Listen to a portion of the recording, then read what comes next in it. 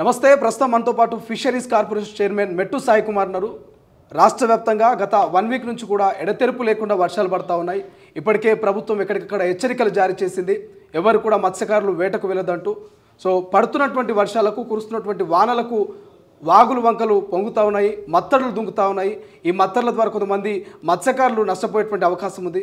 మరి మత్స్యకారులకు సంబంధించి ఎటువంటి వాళ్ళకు ఏమైనా అందించే అవకాశం ఉందా? అండ్ దాంతోపాటు రాష్ట్ర వ్యాప్తంగా ఇప్పటికే ప్రతిపక్షాలు రేపు జరగబోయేటువంటి అసెంబ్లీ సమావేశాల మీద అటు హరీష్ రావు ఇటు కేటీఆర్ వరుసగా కామెంట్ చేస్తున్నారు. సో నడుస్తున్నటువంటి ప్రస్తుత రాజకీయ అంశాల గురించి కూడా మెట్టు సాయి కుమార్తో మాట్లాడే ప్రయత్నం చేద్దాం. మెట్టు సాయి గారు నమస్తే. సో మీకు ఇంట్రడక్షన్లోనే చెప్పినాం, రాష్ట్ర వ్యాప్తంగా కురుస్తున్న వర్షాలకు కొంత మత్స్యకారులు నష్టపోతూ ఉన్నారు. ఆ మత్స్యకారులకు ఒక భరోసా, ఒక నమ్మకం రాష్ట్ర ప్రభుత్వం కావచ్చు, ఫిషరీస్ కార్పొరేషన్ చైర్మన్గా ఏం చెప్పబోతా ఉంది? అకాల వర్షాలు కానివ్వండి, అనివార్య కారణాలు ఏ విషయంలో కూడా ఏ ఒక్క మత్స్యకారుని కూడా ఇబ్బంది వచ్చే సమస్యను కూడా పరిష్కరిస్తాం. ముఖ్యంగా నష్టపోయిన ప్రతి మత్స్యకార రైతును ఆదుకుంటాం. ముఖ్యమంత్రి గారు మత్స్యకారుల పక్షపాతి. ఏ విధంగా వారిని ఆదుకుంటే వారి యొక్క కుటుంబాల యొక్క జీవిత విధానాలు కానివ్వండి, అదేవిధంగా ఆర్థిక సౌలభ్యం కానీ చేయాలని ఆయనకు అన్ని విషయాలు తెలుసు. ముఖ్యంగా అకాల వర్షాలు మీరు చూడవచ్చు.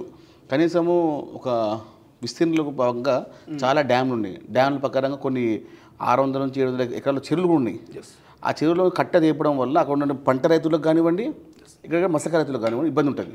కాబట్టి దానికి తప్పంటే అకాల వర్షం ఎవరున్నా కూడా అధికారులకు మేము చెప్పాము. అదేవిధంగా డిస్ట్రిక్ట్ ఫిషరీస్ ఆఫీస్ని చెప్పాము, అదేవిధంగా ఫారెస్ట్ ఆఫీస్ అందరూ చెప్పాము.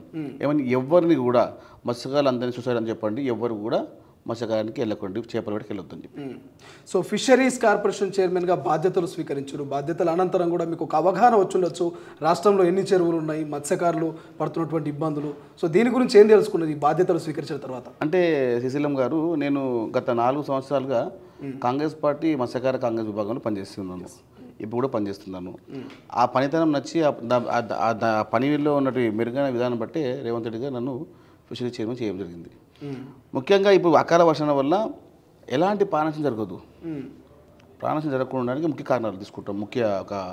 ఎందుకంటే చేపలు కన్నా నష్టం మనం ఇవ్వగలుగుతాం, కానీ ఒక వ్యక్తి చనిపోతే దాని నష్టం పూడ్చలేనిది. కాబట్టి ఎవరైనా కూడా మత్స్యకారులు కూడా వెళ్తే ఇబ్బంది ఏమైందని మనం రాత్రే అందరికీ హెచ్చరించాము. కాబట్టి అలాంటి ప్రాణనష్టం జరగదు, ఆర్థిక నష్టం జరుగుతుంది, దాన్ని కూడా ఆదుకుంటాం. చనిపోయిన ప్రతి చేపకు కూడా మేము ఇల్లు కట్టిస్తాం. ఎందుకంటే మాది చేతల ప్రభుత్వం, మాటల ప్రభుత్వం కాదు. ఒకసారి చెప్పాను చేస్తామంతే. ఓకే. సో గత ప్రభుత్వంలో చూసినాం, ఏదైతే ఈ ఫిషరీస్కి సంబంధించిన కార్పొరేషన్లో కూడా అవినీతి జరిగింది. చేపల యొక్క పేరిట కొంత భారీ స్థాయి కుంభకోణం, అవినీతి అక్రమాలు మనం చూసినటువంటి పరిస్థితి. ఈ ప్రభుత్వంలో ఏమైనా అటువంటి అవకాశాలు ఉండే అవకాశం ఉందంటారా? అంటే ఇంతకుముందు ఒక చిన్న ఉదాహరణ చెప్తాను శ్రీశైలం గారు. గత 2016 నుంచి 2023 వరకు చేపలు వేసిన పంపిణీలు కానివ్వండి, ఎంతమంది కాంట్రాక్టర్లు పాల్గొన్నారు, ఆ కాంట్రాక్టర్లు మళ్ళీ ఈ కాంట్రాక్టర్ పాల్గొనకుండా తగు చర్యలు తీసుకున్నాము. ఓకే. ముఖ్యంగా చాలా మట్టుకు మనము చేప పిల్లల్ని చెరువులో వేసే ముందు ఎలాంటి విధి విధానాలు లేకుండా ఉండిపోతున్నాయి. అక్కడ ఒక అధికారం ఉండకపోయేది కాదు, ఆ సంబంధించిన సొసైటీ సభ్యుడు ఉండకపోయేది కాదు. ఏదో అర్ధరాత్రి వచ్చేసి చేపలు వేసాము, కొన్ని వేలు వేసేసాము, లక్షలు వేసామని చెప్పుకొని కొంతమంది వ్యవస్థలో కూడా అట్లా కాదు. ప్రత్యక్షంగా మేము డిస్ట్రిక్ట్ ఫిషరీస్ ఆఫీసర్, అదే గ్రామ పంచాయతీ సర్పంచ్, అదేవిధంగా సొసైటీ సంబంధించిన సభ్యుడు, ఈ ముగ్గురు సమక్షంలో చెరువులో చేపలు విడుదల చేయాలి. అది ప్రత్యేక నిబంధన.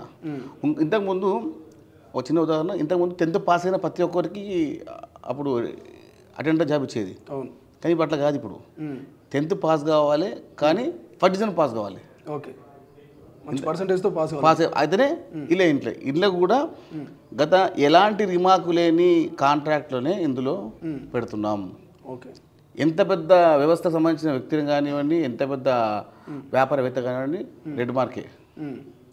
ఇది ముఖ్యమంత్రి గారి యొక్క సూచన. ఓకే. ఏ ఒక్క చెరువులో కూడా కంప్లైంట్ రాకవద్దు, లేని పక్షంలో ఈ చేపల రద్దు ఉంటుంది. ఓకే. అంతే. వ్యక్తిగతంగా మీకు ఇంతకుముందు లాలుచే విధానాన్ని మీరు మర్చిపోండి. ఇప్పుడు పరకాయ ప్రవేశం చేయాల్సిందే.